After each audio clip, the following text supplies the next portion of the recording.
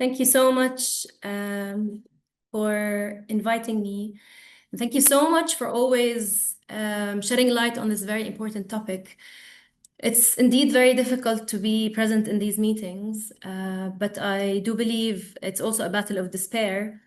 And I do believe that our presence here and really shedding light on the issues from the ground is a form of resistance for us. So thank you so much for having us.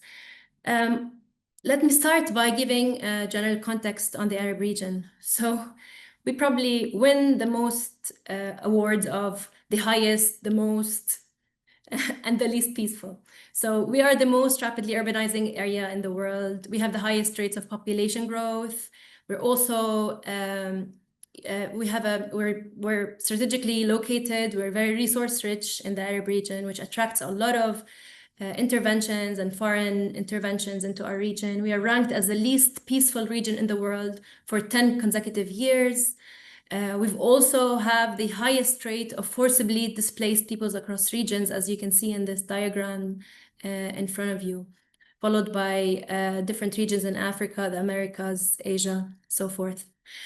There's so many reasons on why there's so many land-related conflicts in the Arab region. But I'll give you a few figures and then we can dive into why we think that's the case. So one is that land inequality in the region is among the highest in the world. We have one of the smallest shares of arable land per capita in the world as well. And of course, when we have little land, we have more conflict or little accessible land, let's say, inequality in the access to land. And that's a direct driver of conflict, but also the repercussions of that. For instance, one of the Arab region only cultivates 1/3 of its cultivable land. And also we import most of our food, and 40% of the population is food insecure. And that also is built on the fact that most people can't access land.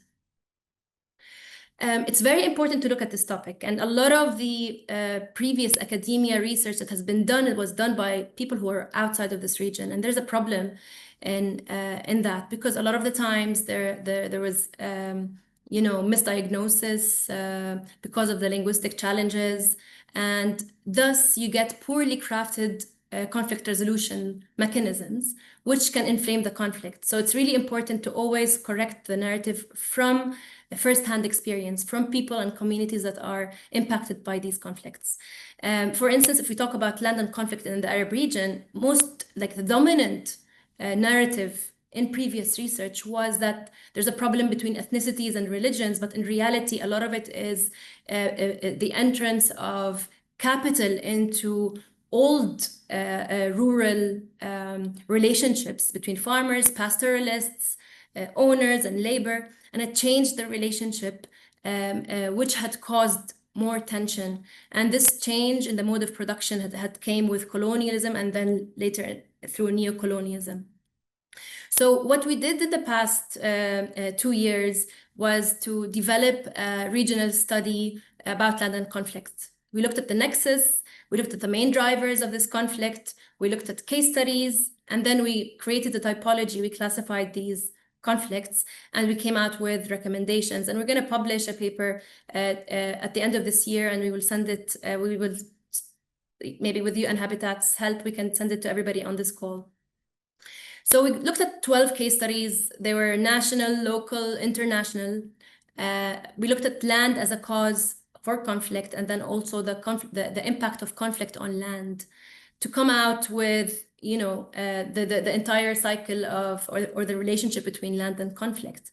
And from that analysis, we came out with 5 or 4 types of conflicts, land-related conflicts. So how land is a root cause of conflict.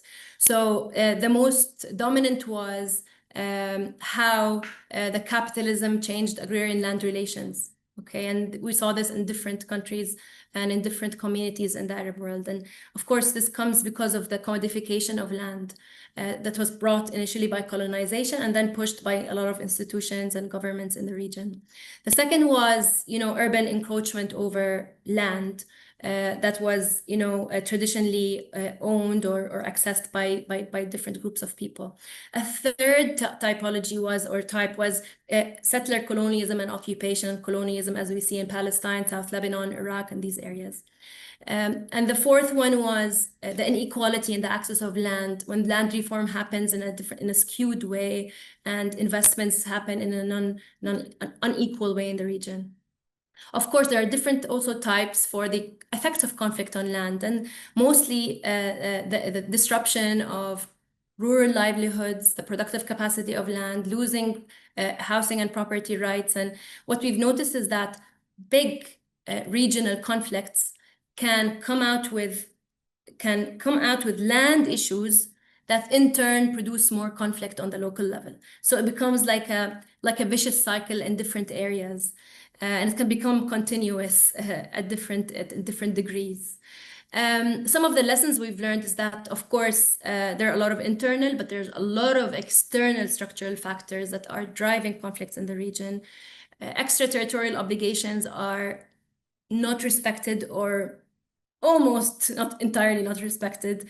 The do no harm policy principles are not respected. There are proxy wars, a lot of intervention, but also a compromised international legal system, because a lot of root causes are in violations.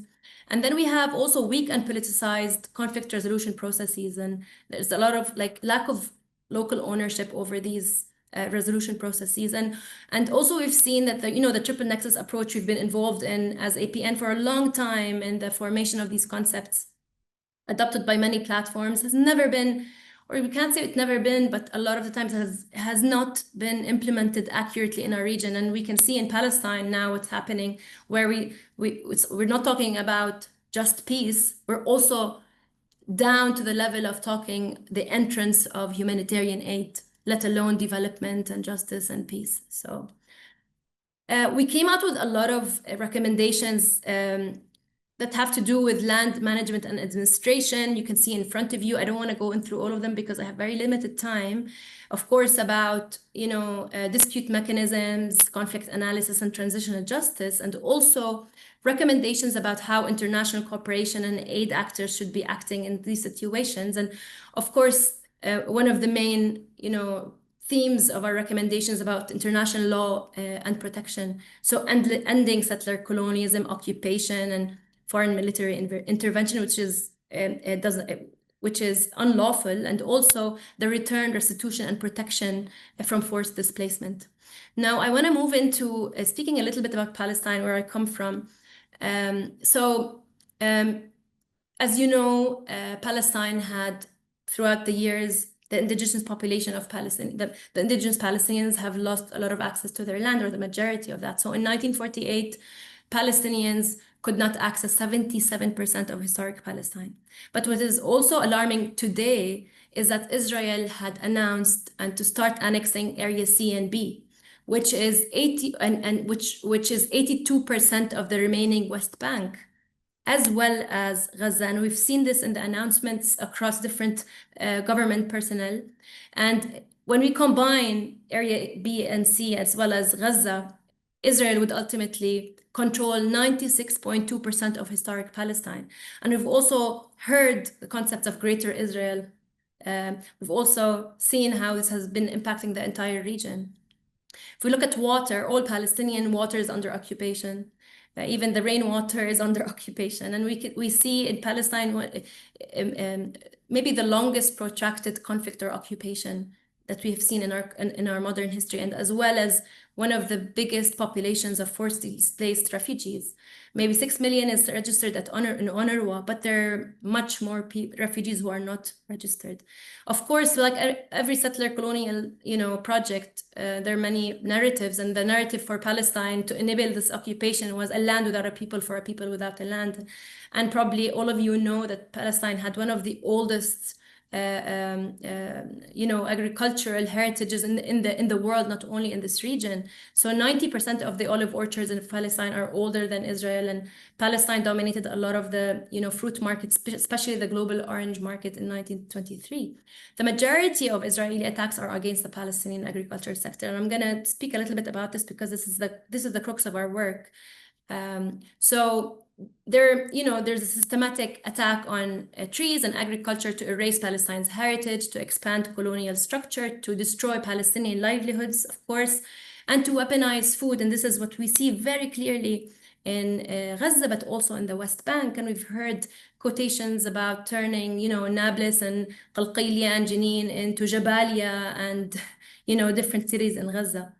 And one of the most, violent tactics is trying to really defeat the farmers of Palestine, so push them out of their lands, because this is the way that people are actually tied to their land, and it's much more easier to confiscate land that is not cultivated because of one of the laws that Israel adopts from Ottoman times and has manipulated and skewed. So around 40% of the land that's been confiscated in the West Bank was because of this uncultivated land law. But Mariam, sorry, I need to alert you. We still have a couple of minutes, so just to keep track of your time. I'm gonna be very quick. So what I'm trying to say is that this is one of the peace processes. The Oslo Peace Accords is one of the peace processes that really lack any foundation to justice or any real sustainable peace processes, because illegal settlers have more than quadrupled since the Oslo Peace Accord. So, of course, Israel not only takes land, but also deteriorates the quality of land through sewage and hazardous waste. So I'm not going to talk about APN very quickly. So we're a people's organization. We were formed in 2003 to enhance people's sovereignty over land and food. And sovereignty over food means strengthening local food systems. And we work on agriculture, mobilization, and also research. We started a Million Tree campaign in the year 2001, and we cultivated over 3 million fruit trees to protect the lands of 35,000 Palestinian farmers across historic Palestine. We did a lot of projects under the slogan, "They uproot one, we plant 10." We can go back into that later, but here's some of the photos across Palestine. But what I wanted to speak more about is Gaza for sure. So we had a lot of projects in Gaza. We planted over 500,000 fruit trees in the past years. But what is most importantly now is our work now in Gaza. Before we did it because starvation was used as a collective punishment, but now starvation is a way to enable genocide and ecocide. And I don't want to, maybe there's no time to look at the numbers. Probably most of you know the situation of starvation in Gaza. The most important bit is that because we're an independent organization, we were able to start during the genocide a campaign called Revive Gaza's Farmland Campaign. And we started cultivating agricultural land that is accessible with fast crops to combat the famine. And these are some of the photos that we took during the genocide. So you hear drones and bombings outside, but then this is a form of resistance, an actual concrete way. We were able to cultivate over 1,400 dunums, and each dunum gives you 5,000 kilos of vegetables. So you can imagine the number of vegetables we have tried to supply to the markets and to the people with the farmers. We've worked with over 600 farmers across Gaza, and now we have only 2% of Gaza that is accessible and cultivable, which we're doing now. We've also started to recultivate Lebanon's olive orchards in the south because they were also systematically burned down. And we've also worked on Jordan. We've planted 250,000 fruit trees. Also in the lands, if you see the picture below, this is in Jordan, but it's an Israeli fire encroaching Jordanian land. It's not Palestinian, it's not Lebanese, it's in Jordan. So we're also cultivating these lands. So let's talk about what we can do. First, of course, restore and work on food sovereignty, work on extraterritorial obligations, cut financial, academic, and logistical ties. And here, I really want to salute the ministers and the politicians in Netherlands who took a stance on this issue, and also to salute the effort that has been done to restrict the exports to Israel, specifically the military exports. But a lot of work has to be done also to look at the pension fund investments, the university collaborations with military corporations, and the transit and transport facilitation, as well as the agri-tech and the military. We can speak about this later, but I want to also say that Spain has done this maybe yesterday or the day before. It's be interesting to look at what Spain has done.